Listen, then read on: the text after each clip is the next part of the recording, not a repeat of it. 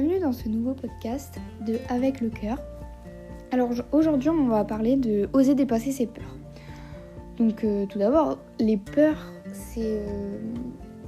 moi je définirais ça comme des croyances limitantes.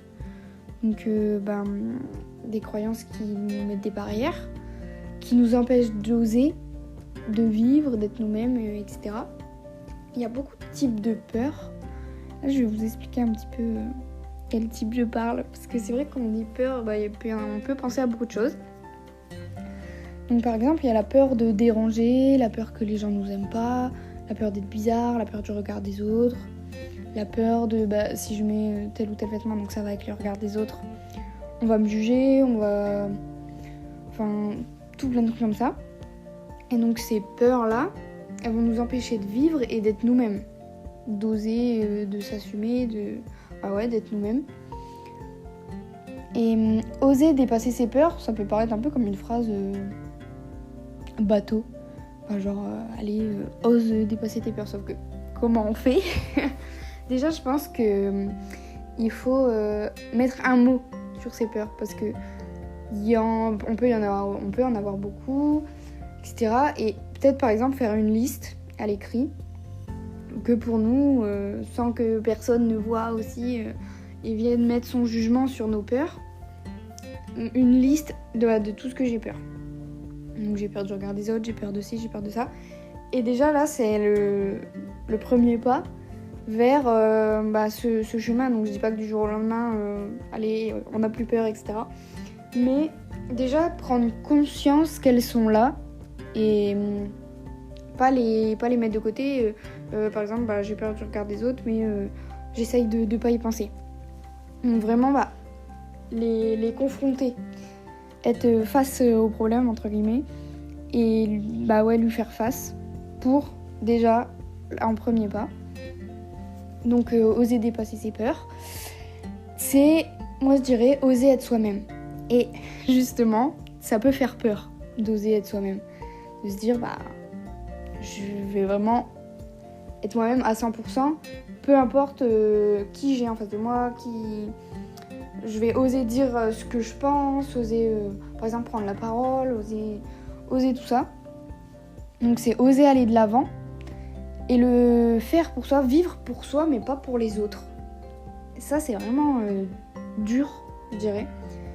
Parce que surtout dans notre société, on a tendance à vraiment vivre, peut-être pas pour les autres, mais à travers le regard des autres. Et justement, c'est là où ça revient un petit peu au même, parce que on vit plus pour nous, du coup. Puisque je vais mettre ça parce que par exemple un vêtement, la société a dit que ça allait pas à ma morphologie, même si moi j'aime bien, je vais pas le mettre parce que sinon les gens ils vont penser ci, ils vont penser ça. Donc en fait on le fait plus pour nous, on le fait pour les autres. Et moi je dirais fonce. Alors, sans poser de questions ou essayer justement de... Il y a ces peurs-là, il y a ces questions, est-ce que les autres vont bien aimer, etc., qui se posent devant nous comme une barrière. Et oser la surmonter, oser prendre la barrière et passer au-dessus. Donc, c'est un peu le dessin que je me fais dans ma tête. Mais c'est vraiment ça que je voulais vous parler. Ensuite, par exemple, si tu n'oses pas mettre des vêtements de couleur, là je parle beaucoup de vêtements, mais je vais développer un petit peu plus après sur d'autres peurs. Donc, par exemple, oser parler de ce qu'on pense. Donc, le faire pour soi, avoir peur de chanter en public, de prendre la parole en public aussi en général. Ou, par exemple, une peur un peu plus... je dirais... Je sais pas s'il y a des catégories de peur, mais vous allez comprendre. Par exemple, avoir peur de sauter en parachute. De faire un truc. Par exemple, moi, j'adorerais sauter en parachute, mais c'est vrai que rien que d'y penser, ça me fait hyper peur. Même si je suis pas spécialement... j'ai pas spécialement peur du vide, etc. Donc, oser le faire pour ne pas regretter. Ça, voilà. Donc, la peur d'assumer qui l'on est, mais... Je pense qu'on devrait jamais avoir peur d'être soi-même.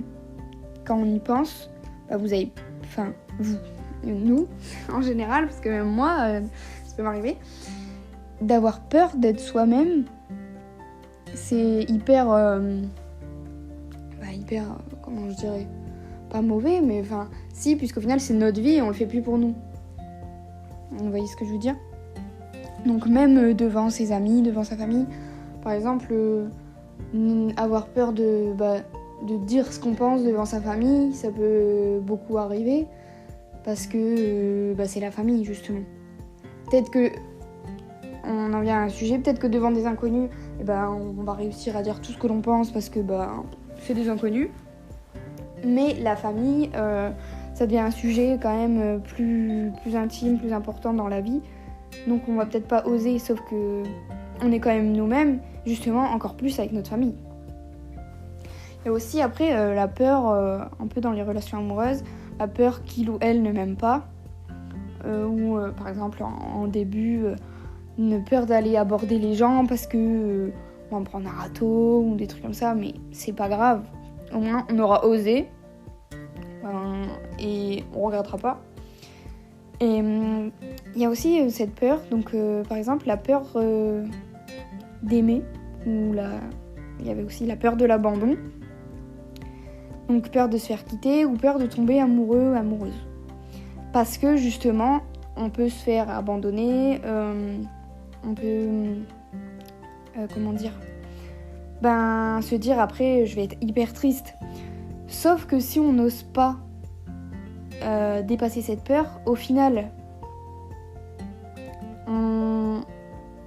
certes on va pas être triste parce que la personne elle nous aime pas, ou enfin etc. Mais on vivra du coup jamais cette tristesse, mais on prendra jamais le risque d'être heureux. Et ça, je trouve ça hyper dommage, parce que être heureux c'est quand même bien. Mais ouais, au final, on sera pas triste, mais on vivra pas la joie, on vivra pas l'amour, on vivra pas le bonheur, parce que justement cette peur est là. Et ça, c'est des peurs qui peuvent être encore plus prenantes, qui pourraient prendre encore plus de place dans la vie, parce que justement, il faudrait, je reviens à la liste, noter et se rendre compte dans cette peur-là. J'ai peur de l'abandon. Du coup, cette peur me met des barrières je me mets avec personne parce que j'ai peur d'être triste après, etc. Sauf que mais vous vous dites, je me mets les barrières aussi d'être heureux. Donc c'est hyper dommage. Et il y a cette phrase donc de Amal Tahir. Si vous la connaissez pas, je vous en parlerai un peu plus tard. Mais c'est elle qui l'avait écrite et elle m'avait marquée. C'est lorsque tu as le plus peur qu'il faut sauter. Donc je pense que ça parle de soi-même. Par exemple, ça me fait penser au saut à parachute. T'es devant, t'as hyper peur vu que il faut y aller, et tu sautes dans le vide. Et au final, c'est un truc, je pense, hyper bien. T'as cette sensation hyper, un saut en parachute, mais faut voir du coup toutes les peurs comme un saut en parachute. C'est ça que j'ai l'impression que je fais des dessins un peu, mais c'est ça que je voyais. Par exemple, la peur du regard des autres. On est devant le vide et on se dit mais qu'est-ce que cette personne va penser, qu'est-ce que cette personne va penser. Non, au final on n'y pense pas et on y va et on le fait pour nous. Et la sensation, les émotions, les sentiments, le ressenti. Je vous fais tout le champ lexical. Bref, il sera encore mieux parce que vous pourrez être fiers de vous. Et il n'y a pas de petite victoire. C'est pas de se dire j'ai osé mettre une jupe alors que j'osais pas du tout, c'est rien. Non, justement, vous venez de franchir la barrière qui était devant vous, qui était selon la personne, selon nos peurs, la barrière peut-être plus petite, ou justement immense, peut-être même un mur à dépasser, et du coup va être plus ou moins longue à accepter, à dépasser. Mais au final, on sera fiers parce qu'on aura dépassé cette barrière, dépassé cette peur. Donc, je pense que ma réflexion vient à son terme. Je vous ai bien tout dit ce que je pensais. J'ai aussi quelques trucs à vous conseiller, donc notamment 2 livres. Ou alors il y a un livre, je l'ai pas lu. Moi je conseille des livres que j'ai même pas lus. Mais il me fait de l'œil quand même. Donc c'est pour ça qu'il est dans ma liste de livres à lire. Donc au cas où si vous le lisez, vous me direz ce que vous en pensez. Parce que moi je l'ai pas encore lu. Et je l'ai pas encore acheté non plus. Mais du coup c'est les 5 blessures qui empêchent d'être soi-même. Là on parle de blessures. Mais dans le livre, j'ai lu le résumé. Ça parle aussi d'abandon. Et par exemple, la peur de l'abandon, et je pense que ça va quand même avec. Donc voilà. Et ensuite, j'ai un livre un peu plus... l'autre, je l'ai pas lu, mais celui-ci, il est très léger à lire, mais en même temps, il remet beaucoup en question. Donc c'est Celle qui a dit fuck. Et c'est l'histoire d'une jeune femme qui arrête pas de se prendre la tête avec plein de trucs. Et en fait, elle mène... Justement, on suit sa réflexion et son chemin de développement personnel et de tout ça, de tout ce qu'il y a autour. Alors qu'au début, elle partait de rien. Et donc, je trouve ça hyper motivant de se dire, justement, il faut un point de départ, peut-être une petite réflexion qu'on a eue, de se dire, mais j'ai vraiment envie de mettre ce truc-là, pourquoi... je me mets cette barrière, par exemple la liste de nos peurs, faire la liste de tout ça et c'est le point de départ.